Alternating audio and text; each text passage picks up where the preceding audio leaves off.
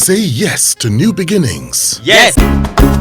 Say yes to new beginnings. Yes. Say yes to... So what would you say is the greatest mistake that anyone can make in experiential marketing or with experiential marketing? Assumption. That's the greatest mistake, and I will tell you a story why.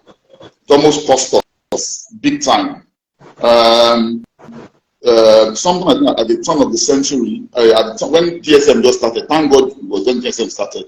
I'm not sure whether it was 2001 or thereabouts that this particular incident happened, or somewhere around that. We had a brief from Nigerian breweries, and it was they were going to do their prepackaged Gouda, and it was going to be a major launch. And part of what we had proposed to Gouda is a multi-level event that had so many sides to it. We had a caravan procession. Our concept was to present the new Gouda bottle as like the minister of enjoyment. That was our concept. And so it's like a visiting minister of enjoyment coming to Lagos, and then we wanted to go around town with that minister. So we created a bottle, a dime-sized bottle of the new Gouda with the new packaging. We tried to get a carriage for a horse-drawn carriage. We couldn't get a carriage done, so we made our own. We commissioned somebody to do a horse-drawn carriage for us. We partnered with Nigerian police and got them to give us a mounted troop in their ceremonial uniforms, police outriders. We got a lot of support, from the police, and that procession was supposed to go around Lagos. And then at certain major points in time, they would join some other group of people and then have an activity around there. So that was supposed to happen during the day.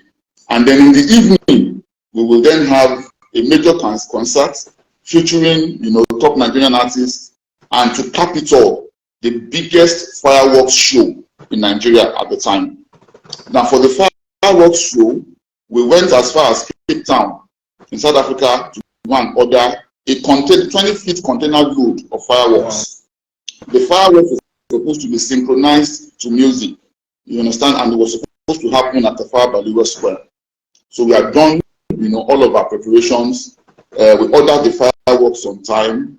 The fireworks landed in Nigeria like 3 weeks to the event. We had booked the flights for the people that are going to come and help us fire the off. We had gotten hotels for them. Everything was happening according to plan. They started waiting for clearing agents to deliver the fireworks to us, clear it from the port. 3 weeks turned to 2 weeks. 2 weeks turned to a week to the time. We kept on coming up with one story or the other. So eventually we said, let's go and find out what's happening ourselves. It was when we went to the customs people that they told us that fireworks is classified as explosives. And before you can import it into Nigeria, you need to have a permit that is only issued from the office of the Inspector General of Police. And here we did not know that. You see the assumption I'm talking about. We did every other thing, but we did not find out that critical thing. And so, how do we get the approval of the Inspector General of Police? We even tried some other means, which cost us 2 days exactly. So it was 4 days to the activity or so that we finally got the information that there is no way we could move with this stuff without getting the IGP's permits. So luckily, we had a contact at the time, a childhood friend, who happened to know, who was in Abuja and working for one of the arms of the security services, and who happens to know the current, that's at the time, the current PA to the IGP. And so we booked an appointment, flew to Abuja.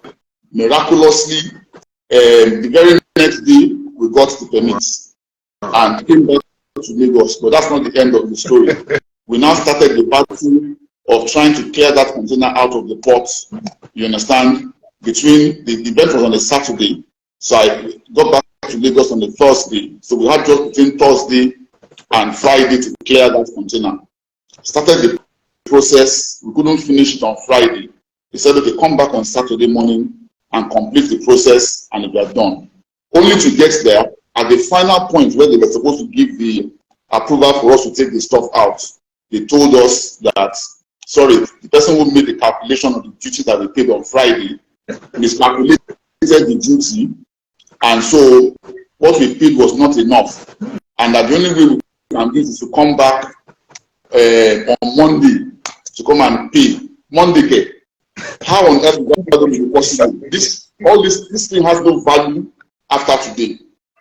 So by the Controller General's office, before we just had an idea, myself and Mr. Nobolu, that look, we have a brand new Nissan Sunny at that time, it just came out.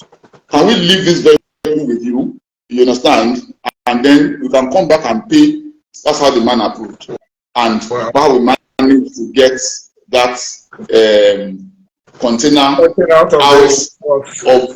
the box. The thing did not arrive at Tafawa Balewa Square. The concert was already ongoing. The thing did not arrive at Tafawa Balewa Square until I think about 6 p.m. Meanwhile, it was supposed to start going up once it was dark, like 7:30, because Nigerian breweries had already got the good that already put up a campaign that was saying on so and so time, on so and so day, look to the skies. I like that. Our job, the company, everything was on the line. When the first fireworks went up at around 7:30 p.m. on that day, I was crying like a baby. Yeah. So, I don't know. Okay.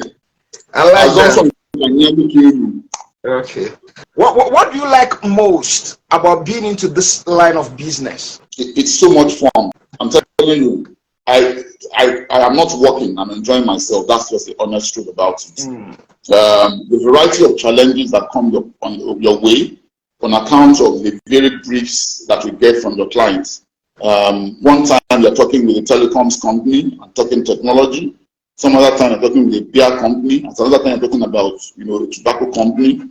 We've sold condoms. You understand? You don't work for a betting company. Banks. The mix is there. And so for somebody who was involved with developing strategy, for many years in advertising and then coming into experiential and still doing the same, the exposure and the knowledge is just unbelievable. You get thrown, different challenges that you have to think your way through. And so that's one part of the job that I love, having to sit with your colleagues and then try and crack a brief. The excitement and joy that then comes from developing a concept, and then the work and the rigor that goes into translating that brief or concept, into reality. And then the final point of it is actually now seeing consumers, you understand, experiencing what you created. I mean, there's no other high.